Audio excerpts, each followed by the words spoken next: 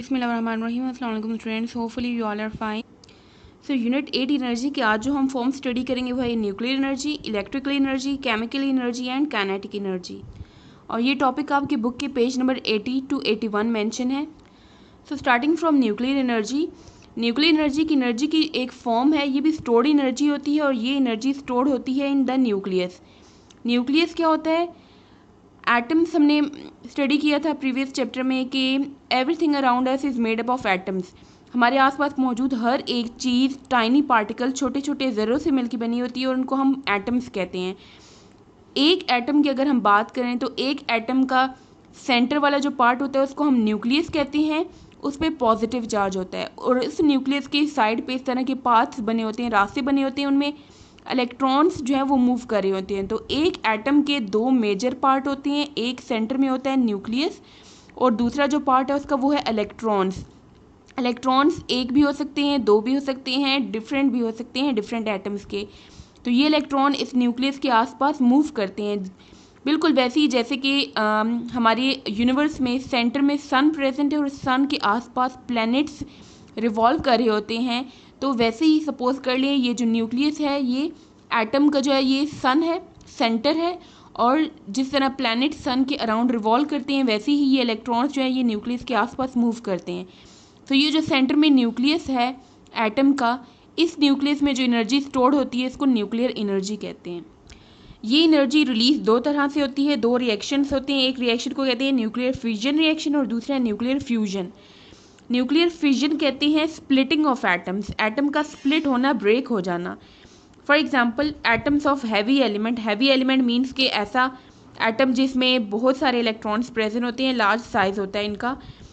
इसका ये जब स्प्लिट होता है, ब्रेक डाउन होती है इसकी, तो इससे लाइटर एलिमेंट्स रिलीज होते हैं, ऐसे एलिमेंट जिनका साइज स्मॉल होता है, और उसके साथ साथ large amount of heat energy भी प्रोड्यूस होती है।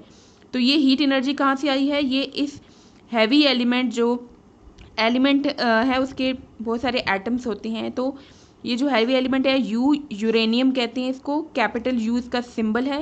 ये एक एलिमेंट है, इसके एटम्स जो होते हैं उनका साइज़ बहुत लार्ज होता है। वो जब स्प्लिट होता है तो उसमें से लाइटर एलिमेंट्स, स्मॉल साइज़ के एलिमेंट्स रिलीज़ होती हैं और साथ में हीट एनर्जी रिलीज़ होती है। तो इसका जो न्यूक्लियस है जब वो ब्रेक होता है तो वो एनर्जी कन्वर्ट होती है हीट एनर्जी में। तो ये जो इस तरह का रिएक्शन है जिसमें लार्ज साइज़ का एटम ब्रेक होता है स्मॉल साइज़ के एटम्स में और हीट एनर्जी रिलीज़ होती है, इस रिएक्शन को हम कहते हैं न्यूक्लियर फिजन रिएक्शन।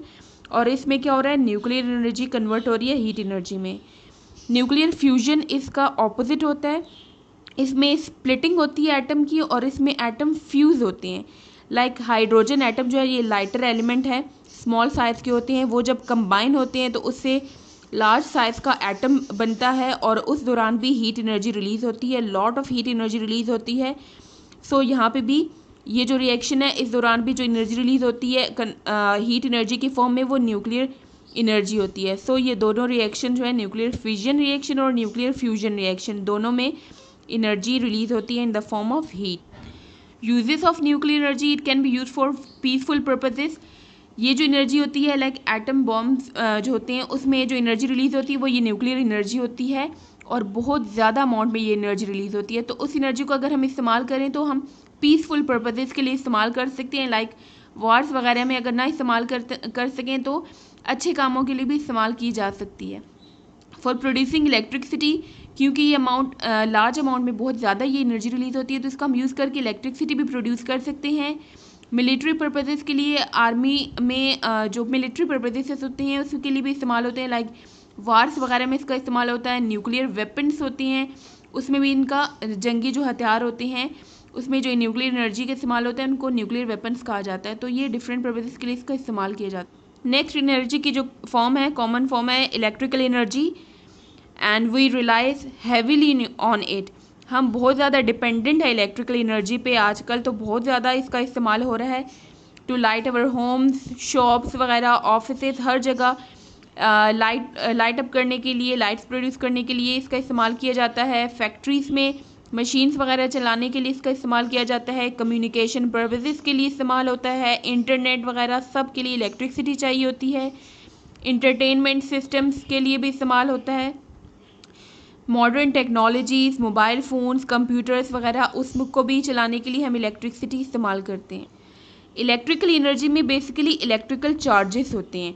चार्जेस वो होते हैं जिन पे नेगेटिव चार्ज होते हैं, वो जब फ्लो करते हैं तो उसकी वजह से इलेक्ट्रिसिटी प्रोड्यूस होती है। तो electrical energy basically electrical charges को कहा जाता है, विच ट्रेवल थ्रू कंडक्टर्स या वायर्स, जो तारे हम इस्तेमाल करते हैं या कंडक्टर्स इस्तेमाल करते हैं, उसमें से जो इलेक्ट्रिसिटी ट्रेवल कर रही होती है वो बेसिकली उसमें से ये चार्जेस मूव करते हैं, जिसकी मूवमेंट की वजह से इलेक्ट्रिसिटी प्रोड्यूस होती है। सोर्सेस ऑफ इलेक्ट्रिकल एनर्जी है हमारे पास batteries, solar cells and mostly from generators. तो इनको इस्तेमाल करके हम इलेक्ट्रिसिटी प्रोड्यूस करते हैं। सोलर सेल्स का आजकल बहुत इस्तेमाल हो रहा है। सोलर सेल्स में क्या करते हैं कि सन की जो हीट एनर्जी आ रही होती है उसको इस्तेमाल किया जाता है और उसको इलेक्ट्रिकल एनर्जी में कन्वर्ट किया जाता है। बैटरीज में केमिकल एनर्जी स्टोर्ड होती है, वो कन्वर्ट होती है और उसमें से इलेक्ट्रिसिटी प्रोड्यूस होती है। एंड जनरेटर्स में से भी हम इलेक्ट्रिसिटी प्रोड्यूस करते हैं।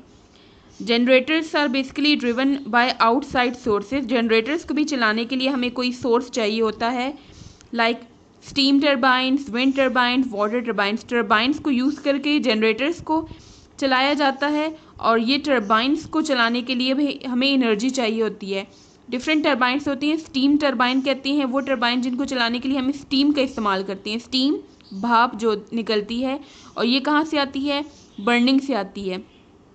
जब फ्यूल्स वगैरह को बर्न करते हैं उसमें से हीट एनर्जी को इस्तेमाल करके स्टीम प्रोड्यूस की जाती है। उस स्टीम को यूज़ करके स्टीम टर्बाइंस चलाए जाते हैं, रन किए जाते हैं, और ये जब रन करते हैं तो इससे जो जनरेटर्स हैं उनको रन किया जाता है और फिर इलेक्ट्रिसिटी प्रोड्यूस की जाती है। देन विंड टर्बाइंस में मूविंग एयर, जो हवा जब तेज़ चलती है उसको विंड कहते हैं। तो उस हवा के फ्लो की वजह से जो एनर्जी प्रोड्यूस होती है, जो उसकी काइनेटिक एनर्जी होती है, उसको इस्तेमाल किया जाता है विंड टर्बाइंस को रन करने के लिए, और इन विंड टर्बाइंस को यूज़ किया जाता है टू रन जनरेटर्स और उसमें से इलेक्ट्रिसिटी प्रोड्यूस की जाती है। सो जो विंड एनर्जी है उसको उसकी काइनेटिक एनर्जी को कन्वर्ट किया जाता है इलेक्ट्रिकल एनर्जी में। वाटर टर्बाइंस जो हैं ये बेसिकली डैम्स वगैरह में ये होते हैं जिसमें हाइड्रो इलेक्ट्रिक पावर जनरेट की जाती है। वाटर का फ्लो होता है, वाटर भी फ्लो कर रहा है, मूव कर रहा है, तो उसमें एनर्जी जो होती है वो काइनेटिक एनर्जी होती है। उसकी वो काइनेटिक एनर्जी जो कि उसकी मूवमेंट की वजह से होती है उसको इस्तेमाल किया जाता है वाटर टर्बाइंस रन करने के लिए, और वाटर टर्बाइंस को यूज़ करते हैं जनरेटर्स को रन करने के लिए और इलेक्ट्रिसिटी प्रोड्यूस होती है। यहाँ पे क्या हो रहा है? वाटर फ्लो की काइनेटिक एनर्जी को कन्वर्ट किया जा रहा है इलेक्ट्रिकल एनर्जी में। स्टीम को यूज़ करके हम बेसिकली हीट एनर्जी को कन्वर्ट कर रहे हैं इलेक्ट्रिकल एनर्जी में। विंड या मूविंग एयर की केस में हम विंड की जो काइनेटिक एनर्जी है और इसी तरह से वाटर फ्लो की जो काइनेटिक एनर्जी है उनको हम यूज़ करके इलेक्ट्रिसिटी प्रोड्यूस करते हैं। नेक्स्ट एनर्जी की फॉर्म है केमिकल एनर्जी। ये स्टोर्ड एनर्जी की फॉर्म है और ये रिलीज होती है जब कोई केमिकल रिएक्शन होता है। इसकी रिलीज कब होता है? लाइक बर्निंग फ्यूल, कोल, ऑयल या गैस को जब हम बर्न करते हैं तो उसमें जो एनर्जी स्टोर्ड होती है वो केमिकल एनर्जी होती है और वो फिर रिलीज होती है हीट एनर्जी या लाइट एनर्जी की फॉर्म में। कैंडल्स को जो हम बर्न करते हैं तो उसमें जो एनर्जी होती है वो हीट और लाइट की फॉर्म में रिलीज होती है। केमिकल रिएक्शंस हमारी बॉडी में हो रहे हो या किसी भी बाकी चीज़ों में जो केमिकल रिएक्शन होती हैं तो उसमें भी केमिकल एनर्जी जो स्टोर्ड होती है वो रिलीज़ होती है। और ये जो केमिकल एनर्जी रिलीज़ होती है तो ये डिफरेंट फॉर्म्स में अपीयर होती है, मतलब डिफरेंट फॉर्म्स में ये रिलीज़ होती है। फॉर एग्जांपल ग्लो वॉर्म्स या फायर फ्लाइज, जुगनू वगैरह जो लाइट प्रोड्यूस करते हैं उनकी बॉडी में केमिकल रिएक्शन होता है जिसकी वजह से उनकी बॉडी की जो स्टोर्ड एनर्जी है केमिकल एनर्जी वो लाइट एनर्जी में कन्वर्ट होकर रिलीज़ होती है। बैटरीज और इलेक्ट्रिक सेल्स में भी इलेक्ट्रिक सेल्स जो होते हैं उनमें केमिकल एनर्जी स्टोर्ड होती है, जब हम उसको यूज़ करते हैं तो वो इलेक्ट्रिकल एनर्जी में कन्वर्ट होकर तो इलेक्ट्रिकल एनर्जी की फॉर्म में यहाँ पे रिलीज़ हो रही है एनर्जी। फूड में भी एनर्जी स्टोर्ड होती है और ये रिलीज तब होती है जब रिस्पायरेशन का प्रोसेस होता है हमारे बॉडी के अंदर, उस दौरान फूड की ब्रेक डाउन होती है और एनर्जी रिलीज होती है। और ये भी कौन सी एनर्जी है? Chemical energy. Explosive, gun powder, dynamite, कोई भी धमाका खेज मवाद जो होता है वो जब हम यूज़ करते हैं तो उनमें भी एनर्जी स्टोर्ड फॉर्म में प्रेजेंट होती है केमिकल एनर्जी। जब हम उनको एक्सप्लोड करते हैं तो उसमें से साउंड भी प्रोड्यूस होती है और हीट भी। साउंड और हीट एनर्जी प्रोड्यूस हो रही होती है यहाँ पे। लास्ट फॉर्म है एनर्जी की काइनेटिक एनर्जी, और ये एनर्जी होती है ड्यू टू मूवमेंट। कोई भी चीज़ जब मूव कर रही होती है, कोई भी मूविंग ऑब्जेक्ट है, स्मॉल है या लार्ज है, लेकिन अगर वो मूव कर रहा है तो उसमें जो एनर्जी होती है वो काइनेटिक एनर्जी होती है। और अगर फास्ट मूविंग ऑब्जेक्ट है तो इसका मतलब है उसमें एनर्जी ज़्यादा है, काइनेटिक एनर्जी उसकी ज़्यादा है।